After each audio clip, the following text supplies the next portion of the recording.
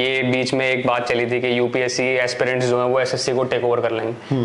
आप एक दिन बैठे हो, अचानक से आपको पता लगे कि आप इनकम टैक्स में सेलेक्ट हो गए। आपने मुझे बताया कि आपने 3 मंथ्स ओनली प्रिपरेशन करी है। सो आई थिंक स्टूडेंट काफ़ी कमेंट करेंगे कि यार 3 मंथ में कैसे करी जा सकती है, इसने पहले और एग्जाम्स की करी है, वो भी तो काम आएगा। तो ये अप्रोच क्या रही आपकी, थोड़ा सा इस बारे में बताइए। सर मुझे लगता है कि यूपीएससी एक ऐसी एग्जाम है जिसके लिए आपको आउटर सोर्स की मोटिवेशन की जरूरत नहीं पड़ती। हाँ। Hello everyone, welcome to student. दोस्तों हमारे साथ है पुनीत चौहान, जिनका टीए इनकम टैक्स में सिलेक्शन हुआ है। तो आज हम इनसे इनकी जर्नी जानेंगे, क्योंकि इनकी जर्नी काफ़ी इंटरेस्टिंग है। ये यूपीएससी की तैयारी कर रहे थे और इनका यूपीएससी में इन्होंने 2-3 अटेम्प्ट देने के बाद जब सिलेक्शन नहीं हुआ तो as a backup SSC CGL को ओनली इन्होंने अभी मुझे बताया कि 3 मंथ्स प्रिपरेशन करके क्रैक किया है। तो आज हम इनसे जानेंगे कि एसएससी सीजीएल को ऐसे कैसे यूपीएससी से शिफ्ट करके क्रैक कर सकते हैं, एज अ बी प्लान कैसे रख सकते हैं, और भी तमाम प्रकार की चीज़ें होती हैं जो कि मिडिल क्लास स्टूडेंट फेस करते हैं जब यूपीएससी में अटेम्प्ट देते रहते हैं, जब सिलेक्शन नहीं होता है। तो आज हम इनसे डिटेल में डिस्कस करेंगे। सो अभी तक आपने चैनल को सब्सक्राइब नहीं किया तो चैनल को सब्सक्राइब कर लीजिए, इस वीडियो को लाइक करें।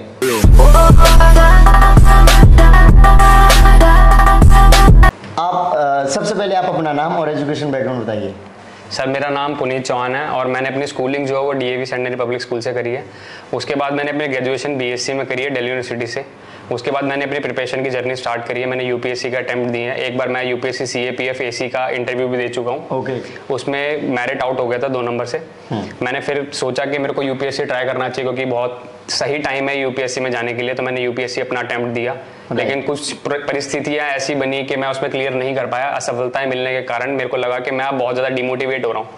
जब हमें लगता है कि हम बहुत ज़्यादा नीचे जा रहे हैं तो हमें अपने आप को कहीं ना कहीं रोक लेना चाहिए और सोचना चाहिए, अपने आप को टाइम देना चाहिए कि आप आगे करना क्या चाहते हो। तो मैंने वही अपने साथ किया। मैंने अपने आप को टाइम दिया, सोचा, और मैंने ये निष्कर्ष निकाला कि अब मुझे प्लान बी की तरफ जाना चाहिए। क्योंकि एक इंसान इतना पढ़ता है तो एक टाइम पे आने के बाद वो एग्जॉस्ट फील करना शुरू कर देता है। राइट। ओके, सो मोटिवेशन कहाँ से आया था कि आपको यूपीएससी या फिर सिविल सर्विसेज जैसे एग्जाम्स की प्रिपरेशन करना है? सर मुझे लगता है कि यूपीएससी एक ऐसी एग्जाम है जिसके लिए आपको आउटर सोर्स की मोटिवेशन की जरूरत नहीं पड़ती। वो एक जॉब नहीं है, वो एक लोगों का सपना होता है। वो ड्रीम की तरह परस्यू करते हैं लोग। तो मेरे को एक सोशल सर्विस की तरह मैंने उस चीज को लिया और मैंने यूपीएससी के लिए इसलिए चयन किया था। ओके, जब आप तैयारी करने स्टार्ट किया तो क्या अप्स एंड डाउन्स आए, इसके बारे में थोड़ा सा बताइए। सर एक स्टूडेंट लाइफ के अंदर अप्स एंड डाउन्स तो मतलब वो तो चीज बयान नहीं कर सकते आप शब्दों के अंदर। बहुत ज्यादा अप्स एंड डाउन्स वाला फेज था। कभी कभार ऐसा फील होता था कि आपके दोस्त यार आपसे दूर चले जाते हैं। आप एक बंद कमरे में इतने सालों तक पढ़ रहे हो, आपके फैमिली से आप इतना इंटरेक्ट नहीं कर सकते। आप 10-10, 12-12 घंटे अपने रूम में किताबों के साथ बिताते हो। बहुत बुरे दिन फेस करने पड़ते हैं, रोना निकलता है, मतलब ऐसा लगता है कि दुनिया में कुछ है ही नहीं। लेकिन उस चीज से भी आपको एक उभर के निकलना होता है। आपने एक जानवर का नाम सुना होगा, फिनिक्स जिसे कहते हैं, जो जलता है फिर लेकिन अपनी राख से वापस पैदा होता है। तो यूपीएससी की जर्नी या फिर किसी भी कॉम्पिटिटिव एग्जाम की जर्नी एक फिनिक्स की तरह ही होती है। आपको वापस अपने ही राख से वापस उभरना होता है, तभी आप कुछ सक्सेस कर पाओगे। बातें कर रहे हो जो मोटिवेशनल स्पीकर या फिर कुछ जो पुराने लोग होते हैं वो बताते हैं कुछ इस तरीके से। तो ये सब ज्ञान आपको कैसे यूपीएससी से ही मिला है या फिर कैसे आया? नहीं सर, इसमें यूपीएससी का एक बहुत बड़ा रोल रहा है, बहुत बड़ा रोल प्ले किया यूपीएससी ने इस मैच्योरिटी के लिए। लेकिन मुझे लगता है कि मैंने अपना समय ज़्यादातर जो है वो बड़े लोगों के साथ, बुजुर्गों के साथ बिताने की कोशिश करी है। तो उनसे मेरे बहुत कुछ सीखने को मिला। तो बस वही उनका ज्ञान जो है वो मेरे थ्रू रिफ्लेक्ट हो रहा है सोसाइटी में। Okay, great. सो अभी जो आपका इतनी असफलताओं के बाद ये सिलेक्शन हुआ, ऑब्वियसली बात है एक अच्छी पोस्ट के लिए, तो इस टाइम आपको कैसा लग रहा है या फिर ओवरऑल सेटिस्फेक्शन कैसा है आपका? सर मतलब कुछ चीज़ें होती है जो शब्दों में बयान नहीं कर सकते। आप जब आप एक दिन बैठे हो, अचानक से आपको पता लगे कि आप इनकम टैक्स में सेलेक्ट हो गए हो, तो लोगों का नज़रिया आपको देखने के लिए बहुत अलग होता है। आप एकदम ऐसा फील करते हो कि यू आर क्वाइट कॉन्फिडेंट कि आप कुछ कर सकते हो लाइफ के अंदर। बस वैसा ही कुछ मुझे भी फील हुआ जब मेरा रिजल्ट आया। फैमिली को खुश देख के, एक फैमिली के जो आंखों में आंसू होते हैं खुशी के, वो देख के आपको ऐसा लगता है कि आपका जीने का जो जरिया है वो सफल हो गया है। आपने लाइफ में कुछ अच्छा अचीव कर लिया। तो बस वैसा ही कुछ मेरे को भी महसूस हुआ। और निरंतर असफलताओं के कारण जो एक हताश हो चुका था, मैं बिल्कुल टूट चुका था, बिल्कुल ऐसा सोच रहा था कि मैं कुछ कर नहीं पाऊंगा लाइफ में आगे। तो उसके लिए मेरे को एक एलेक्सर का काम किया है एसएससी के रिजल्ट ने, एक अमृत दिया है मेरे को 2 बूंद का। Okay, great. ओके, सो एसएससी का भी हम जब डिस्कस कर रहे थे या फिर आपने मुझे बताया कि आपने 3 months ओनली प्रिपरेशन करी है। सो आई थिंक स्टूडेंट काफ़ी कमेंट करेंगे कि यार 3 मंथ में कैसे करी जा सकती है, इसने पहले और एग्जाम्स की करी है, वो भी तो काम आएगा। तो ये अप्रोच क्या रही आपकी, थोड़ा सा इस बारे में बताइए। सर जैसे कि अभी ये बीच में एक बात चली थी कि यूपीएससी एस्पिरेंट्स जो है वो एसएससी को टेक ओवर कर लेंगे, तो मुझे लगता है कहीं ना कहीं उस चीज़ के अंदर कुछ सच्चाई भी है और कुछ गलत भी है वो, क्योंकि यूपीएससी का जो पैटर्न है वो बिल्कुल एसएससी से डिफरेंट होता है। राइट। तो यूपीएससी ने मेरे को एसएससी के अंदर उस तरीके से हेल्प किया, जैसे मेरे को जीएस पार्ट था तो मेरा जीएस पार्ट हमेशा से स्ट्रांग रहे यूपीएससी पढ़ने के कारण। तो एक तो मेरे को वहां से हेल्प मिली, तो मेरे को जीएस के अंदर स्कोर अच्छा रहा मेरा प्रीलिम्स में भी और मेंस में भी। दूसरा, जब हम यूपीएससी की प्रिपरेशन करते हैं तो हम कंसिस्टेंटली न्यूज़पेपर रीडिंग करते हैं और बाकी सारी बुक्स जो होती है उससे हमारी रीडिंग कॉम्प्रिहेंशन बहुत अच्छी हो जाती है। राइट। तो उससे भी मेरे को बहुत ज्यादा फायदा मिला एसएससी सीजीएल में, क्योंकि इंग्लिश मेरे को उतना टाइम डिवोट नहीं करना पड़ा, ना वोकैबुलरी में, ना ग्रामर में और ना रीडिंग कॉम्प्रिहेंशन में। तो मैंने उससे कोप अप कर लिया। और रीजनिंग का अगर माना जाए तो अगर आप कॉमन सेंसिकल भी अपना दिमाग लगाओ तो रीजनिंग आप अच्छे से अचीव कर सकते हो। प्रॉब्लम मेरे को मेन जो थी वो मैथ्स में आई थी। ओके। तो मेरी स्ट्रेटेजी कुछ इस तरीके से रही, मैंने मैथ्स को लिमिटेड क्वेश्चंस को करने की कोशिश करी, मैंने अपनी एक्यूरेसी रेट को एक्सट्रीम लेवल पे ले जाने की कोशिश करी। मैंने जैसे 25 क्वेश्चंस प्रीलिम्स में आते हैं तो मैंने 15 क्वेश्चंस ही अटेम्प्ट किए थे, तो लेकिन मेरी एक्यूरेसी 100% थी। Same goes with prelims, mains के अंदर भी। मेंस में 25 क्वेश्चंस ही अटेम्प्ट किए थे मैंने 30 में से, और मेरी 100% एक्यूरेसी थी, तो मेरे को उस चीज ने बेनिफिट दिया है। ओके। आपका ये मतलब था कि जो टॉपिक से इक्का दुक्का क्वेश्चंस आता है या फिर जो ऐसा टॉपिक है जो काफ़ी हार्ड है और उससे ज़्यादा हमें बेनिफिट मार्क्स का मिलने वाला नहीं है, सो उन पर आपने कम फोकस किया। बिल्कुल बिल्कुल। राइट। तो ऐसे कौन से टॉपिक्स जो मेजरली ज़्यादा फोकस करे आपने मैथ में? मैथ्स के अंदर जैसे जो मेन टॉपिक्स होते हैं, मैं अर्थमेटिक के 5 मेन टॉपिक्स बताना पसंद करूंगा। जैसे एक तो परसेंटेज हो गया, प्रॉफिट एंड लॉस हो गया, रेशियो हो गया, एवरेज हो गया, टाइम एंड डिस्टेंस। ये मेन इंपॉर्टेंट टॉपिक्स हैं जो आप अगर कवर कर लोगे तो आपकी बाकी चीजें कवर। जैसे एक अनइंपॉर्टेंट टॉपिक तो मैं नहीं बोलूंगा, मिक्सचर एंड एलिगेशन अगर आप छोड़ भी देते हो तो आपको उतना इफेक्ट नहीं पड़ेगा। या फिर पाइपमेंट सिस्टम जो है वो बिल्कुल सेम बेसिस पे पाइपमेंट वर्क की तरह ही होता है। तो वो लिमिटेड, आपके पास जब टाइम क्रंच होता है ना तो आपको बहुत ही स्ट्रेटेजिकली स्मार्ट वर्क करना पड़ता है। आप गधे की तरह काम नहीं कर सकते हो, आपको बहुत सिस्टमैटिक वे से करना पड़ेगा। मैंने बस वही अपनी स्ट्रेटेजी अपनाई। बाकी मेरे जो ब्रदर है वो सिलेक्टेड है तो उन्होंने मेरे को बहुत अच्छे से गाइड किया। एक रास्ता देखा हुआ था उन्होंने, तो उन्होंने मेरे को गाइड किया, तो उससे भी मेरे को काफी हेल्प मिली उस चीज में। ग्रेट। जो अभी आपका सीजीएल में सिलेक्शन हो गया तो इसके लिए कितने घंटे आप पढ़ रहे थे उस टाइम में? एक्चुअली सर मुझे लगता है कि अगर मैं किसी भी एक जर्नी को घंटों में नापूं तो वो उस जर्नी के लिए सही नहीं होगा। तो मैं अपनी सक्सेस को घंटों में नहीं नाप सकता, क्योंकि हम जिस चीज के लिए प्रिपरेशन कर रहे हैं, एक स्टूडेंट है जो कॉम्पिटिटिव एग्जाम के लिए अपना पूरा जान झोंक देता है, उसको घंटों में नहीं नापा जा सकता। लेकिन ये कह सकता हूं मैं कि मेरे जो 3 महीने मेरे गए थे उसमें मैंने अपने जो बेसिक नीड्स के काम होते हैं उनके अलावा और कुछ भी नहीं किया, सिर्फ पढ़ाई ही करी है। तो अप्रोक्सीमेटली 12-13 आवर्स मैं दिन में पढ़ता था, क्योंकि मेरे पास टाइम बहुत कम था, कवर बहुत कुछ करना था। तो उस चीज को कवर करने के लिए मैं अपने आप को जितना पुश कर सकता था मैंने अपने आप को पुश किया है।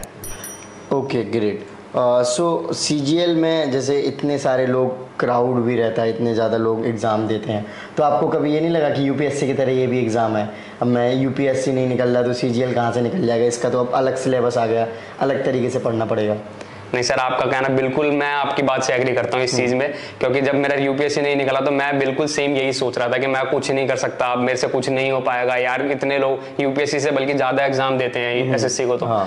लेकिन जब आपको पता है कि आप बिल्कुल जीरो पे हो, इंसान होता है ना कि मैं तो बिल्कुल जीरो हूं, अब तो भाई किसी भी दरवाजे को खोलने की जरूरत है, बस दीवार पे सर मारते रहो, कोई तो दरवाजा खुलेगा। तो मेरे पास कोई ऑप्शन ही नहीं था, आपको डू एंड डाई वाली सिचुएशन थी मेरे, या तो मैं मरूंगा या फिर मैं करूंगा, तो मैंने करने वाला चुना। अगर आप इसी चीज को हताश होके बैठ जाओगे तो आप मर जाओगे ना। अगर आप अपनी स्ट्रगलिंग फेस में, अगर आप स्ट्रगलिंग फेस के अंदर मेहनत नहीं करोगे तो पूरी लाइफ स्ट्रगल हो जाएगी आपकी। तो उस लाइफ को अगर स्मूथ बनाना है तो स्ट्रगलिंग फेस में मेहनत तो करना पड़ेगा, आज नहीं तो कल करोगे, मेहनत तो करोगे। तो मैंने उस मेहनत को आज चुना, मेहनत करी और आज आपके साथ यहाँ बैठा हूँ। Okay great. सो यूपीएससी की जब आप तैयारी कर रहे थे तो उस टाइम पे जो अप्स एंड डाउन्स आ रहे थे उनको कैसे मैनेज करते थे और प्रिपरेशन उसकी कैसे कर रहे थे, थोड़ा इसके बारे में बताइए। सर एग्जैक्टली यूपीएससी का फर्स्ट ईयर तो बहुत ही ज़्यादा चिल मोड में था, क्योंकि उस टाइम पे इतना कुछ सोचा नहीं था। कोचिंग इंस्टीट्यूट्स वगैरह जाते थे अपना और वही सब चल रहा था। लेकिन बाद में जब सीरियसनेस आई, क्योंकि जब मॉक टेस्ट देने स्टार्ट करे तो आपको अपना कैलिबर पता लगना स्टार्ट हो जाता है कि आप कहाँ स्टैंड करते हो। तो जब मॉक टेस्ट में नंबर्स नहीं आते तो आप बहुत डिमोटिवेट फील करते हो। हाँ बिल्कुल। तो आपको अपने आप में नहीं ग्रूम करने की कोशिश होती है कि भाई ब्रेनस्टॉर्मिंग करते हो, फिर सोचते हो क्या करना चाहिए, कैसे क्या करना चाहिए।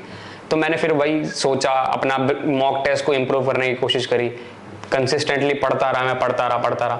रिवाइज बहुत ज़्यादा इंपॉर्टेंट, रिवीजन अगर आप नहीं करते हो यूपीएससी या फिर किसी भी कॉम्पिटिटिव एग्जाम में, आप किसी भी कॉम्पिटिटिव एग्जाम को कभी क्लियर नहीं कर सकते।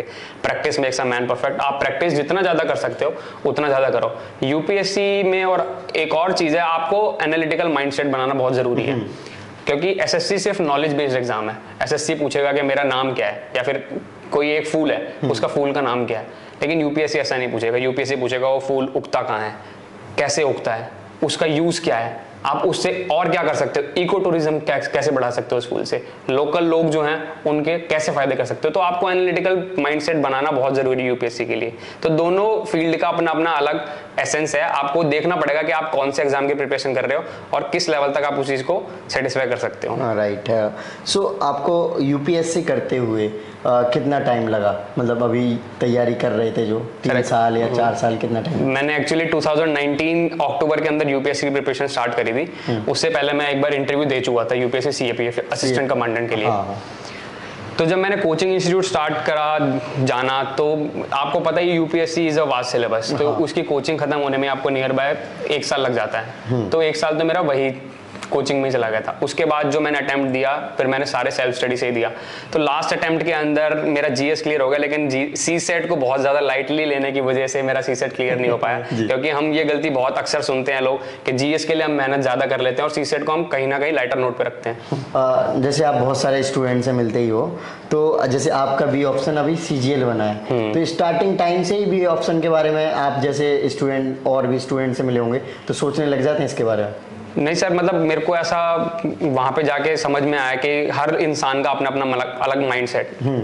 क्योंकि कुछ लोग सोचते हैं कि अगर आपके पास बी प्लान है तो आप अपने प्लान ए को 100% नहीं दे पाओगे, और कुछ लोग ये सोचते हैं कि आपके पास अगर बी प्लान है तो आप अपने ए प्लान पे और कॉन्फिडेंट फील होकर दे सकते हो। तो इट्स ऑल अबाउट माइंडसेट, आप किस माइंडसेट से उस एग्जाम को देख रहे हो। लेकिन मैंने भी पहले यही सोचा था कि प्लान ए पे ही मैं अपना 100% दूंगा, लेकिन कुछ परिस्थितियों के कारण मेरे को ऐसा महसूस हुआ कि नहीं, आपको जॉब सिक्योरिटी भी होना जरूरी है। तो मैंने प्लान बी की तरफ रुख लिया फिर। ओके, सो आपने देखा होगा कि बहुत सारे एस्पिरेंट तैयारी करने आते हैं, चाहे वो यूपीएससी की हो या फिर सीजीएल। ये काफ़ी टफेस्ट एग्जाम है और हर किसी का सपना होता है, फिर ड्रीम होता है कि वो इन एग्जाम्स को क्वालिफाई करे। बट कभी कभी क्या होता है कि इन एग्जाम्स को जो चाहिए होता है, जो मेहनत चाहिए होता है, या फिर जो डेडिकेशन, या फिर जो जितना कह सकते हैं इतना हार्ड वर्किंग, या फिर इतना कह सकते हैं स्मार्ट स्टडी जिसको कहते हैं, वो नॉर्मली हर कोई नहीं कर पाता है और उसको पहचानने में भी काफ़ी प्रॉब्लम होती है। तो इस तरीके की चीज़ों को कैसे पहचानें कि हाँ, हम इस एग्ज़ाम्स के लिए डिज़र्व करते हैं या फिर हम इस एग्ज़ाम को फोड़ सकते हैं। जस्ट अगर हम इसको देखें कि कुछ स्टूडेंट होते हैं जो स्कूल टाइम, कॉलेज टाइम में पुअर होते हैं, तो फिर वो उनका माइंडसेट ऐसे ही होता है कि यूपीएससी यार मेरा निकलेगा। जैसे टॉप जो रैंक्स आ रहे हैं या फिर कॉलेज में टॉप कर रहे हैं, स्कूल में, वो क्लियर करेंगे पहले, मैं करूँगा। तो इस तरीके के पूछें। सर मुझे लगता है कि ये सब नहीं, माइंडसेट की बात है, और इसमें मतलब ऐसा कुछ नहीं है। मैं भी बहुत ब्राइट स्टूडेंट नहीं रहा हूँ कभी भी, मतलब मेरे भी 65-70% ही रहे हैं स्कूल में भी, कॉलेज में भी। लेकिन how badly you want this thing is very important. आपको कितनी ज़्यादा ईगरनेस है उस चीज़ के लिए। अगर आप में ईगरनेस है उस चीज़ को लेके तो आप पक्का निकाल लोगे। लेकिन एक और बात है, हम ये सोचते हैं कि ये एग्ज़ाम बहुत बड़ा है। आप ये चीज देखो ना कि उस एग्जाम को क्लियर करने के बाद उस पोस्ट पे कितने % लोग बैठे हैं। अगर आप उस % में काउंट होना चाहते हो तो आप कैसे सोच सकते हो कि मैं ये नहीं कर सकता या मैं वो नहीं कर सकता। आप ये देखो ना, अगर हवन बहुत बड़ा है तो आहुति भी तो ज्यादा डलेगी ना। अगर आहुति उतनी बड़ी नहीं डालोगे तो हवन बुझ जाएगा, ऑब्वियस सी बात है। अगर घी, आपको शक्कर डालनी है किसी खीर में, खीर मीठी करोगे, जितनी शक्कर डालोगे मीठा उतना होगा। तो अगर हम शक्कर कम डालेंगे, फिर हम उम्मीद करते हैं कि हमारी मीठी खीर नहीं बनी, तो आप शक्कर डालो, खीर अपने आप मीठी बनेगी। आप अपने आप को डिटरमिनेट करो। ऐसा कोई एग्जाम नहीं है जो कोई भी इंसान क्रैक नहीं कर सकता। मैं अपना खुद का एग्जांपल आपको दे रहा हूँ। मैं 65% 66% मेरी हमेशा रही है। बहुत एवरेज स्टूडेंट रहा हूँ क्योंकि स्पोर्ट्स में रहा हूँ हमेशा से मैं, तो मेरा पढ़ाई में उतना रुख था ही नहीं। हाँ, जैसा कि आपने अभी स्विमिंग बताया, आप स्विमिंग करते थे, तो मैं स्पोर्ट्स में ही रहा हूँ हमेशा। ओके, स्विमिंग आपने कब तक करी, कैसे करते थे? स्विमिंग मैंने 2016 तक करी है। लास्ट 2016 तक मैंने दिल्ली स्टेट चैंपियनशिप भी जीती हुई है। और नेशनल्स भी खेला हुआ हूँ मैं स्विमिंग में। ओके, सही है यार। तो इसको आगे कंटिन्यू करने का नहीं सोचा आपने? कंटिन्यू करने का मतलब, जैसे हम जानते हैं कि मतलब स्पोर्ट्स के अंदर, इंडिया के अंदर सिर्फ क्रिकेट ही बहुत ज़्यादा फेमस है। बाकी स्पोर्ट्स को इतनी रिकग्निशन है ही नहीं। अगर मैं किसी भी एक इंसान से पूछूं कि आप इस टाइम के बेस्ट स्विमर को जानते हो तो कोई भी नहीं जानता होगा, लेकिन इस टाइम के बेस्ट क्रिकेटर को सब जानते होंगे। हाँ। तो उतने इक्विपमेंट्स, कोचिंग वगैरह हमारे पास अवेलेबल ही नहीं है, रिसोर्सेज अवेलेबल नहीं है, सब मिडिल क्लास फैमिली से ही आते हैं, तो अपनी फैमिलीज की भी रिस्पॉन्सिबिलिटी आपको लेनी होती है। तो कहीं ना कहीं एक टाइम आता है, आपका थ्रेशोल्ड आता है, आपको सोचना होता है कि आप अपनी फैमिली की रिस्पॉन्सिबिलिटीज कैसे लोगे, तो उसके लिए फिर आपको स्विच करना पड़ती चीज़ें को। राइट। सो अभी आप यूपीएससी के बारे में क्या सोच रहे हो करने के आगे? सर एक्चुअली अभी ये मेरे लिए बहुत ज़्यादा एक कॉन्फिडेंस बूस्टर का काम किया एसएससी ने।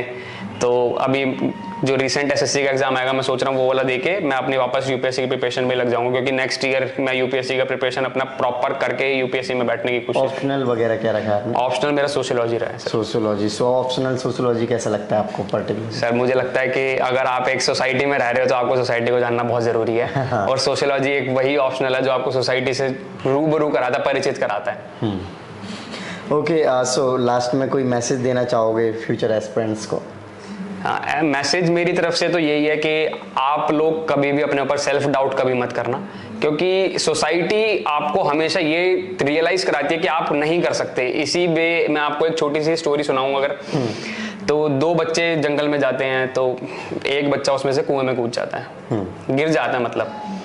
तो जब वो कुएं में गिर जाता है तो दूसरा बच्चा सोचता है कि कैसे निकाले, और उनकी हेल्प के लिए कोई वहां पे होता नहीं है। तो दूसरा बच्चा मशक्कत करता है, वहां घूमता है, फिरता है, आवाज लगाता है, लेकिन कोई उनकी हेल्प नहीं करता। लेकिन वो किसी ना किसी तरीके से उस बच्चे को बाहर निकाल के वापस अपने गांव ले आता है। लेकिन जब गांव में आके वो अपने बड़ों को ये स्टोरी सुनाता है, तो हर बड़ा इंसान यही बोलेगा उसको कि ये हो ही नहीं सकता, क्योंकि ये चीज इम्पॉसिबल है जी। लेकिन उस गांव के अंदर एक समझदार इंसान होता है, वो कहता है कि ये पॉसिबल है। तो पूरे गांव वाले उसके पास जाते हैं, उससे पूछते हैं कि आप ऐसा कैसे कह सकते हो कि ये पॉसिबल है। तो वो समझदार इंसान उसको ये कहता है कि ये पॉसिबल इसीलिए है क्योंकि उस बच्चे को बताने के लिए कोई नहीं था कि तेरे से ये नहीं होगा। यही हमारी सोसाइटी की रियलिटी है। हर रुख पे, हर मोड़ पे आपको यही बताया जाएगा कि आपसे नहीं होगा। अगर आपने अपने आप को कॉन्फिडेंस दे रखा है कि आपसे हो सकता है, अपना सेल्फ डाउट हटाओ और डिटरमिन्ड होकर, डिसिप्लिन होकर काम पे लग जाओ, आप हर चीज अचीव कर सकते हो। सिर्फ कॉम्पिटिटिव एग्जाम नहीं, हर चीज में। Right, great. काफी अच्छी स्टोरी बताई, काफी इंटरेस्टिंग थी and motivating. Okay, so thank you so much for your lovely message. So friends, आपने देखा कि भैया ने सारी अपनी जर्नी के बारे में बताया। आई थिंक आपको काफ़ी अच्छा लगा हो सुनकर, इनके काफ़ी अप्स एंड डाउन्स के बारे में बताया, और ओवरऑल अभी इनका सिलेक्शन हो गया है। सो ये फाइनली काफ़ी हैप्पी हैं और अभी यूपीएससी के लिए भी काफ़ी अच्छे से तैयार करेंगे। सो आई होप कि आपको वीडियो अच्छी लगी होगी, तो इस वीडियो को लाइक करें। अभी तक आपने चैनल को सब्सक्राइब नहीं किया तो चैनल को सब्सक्राइब कर लीजिए। जय हिंद।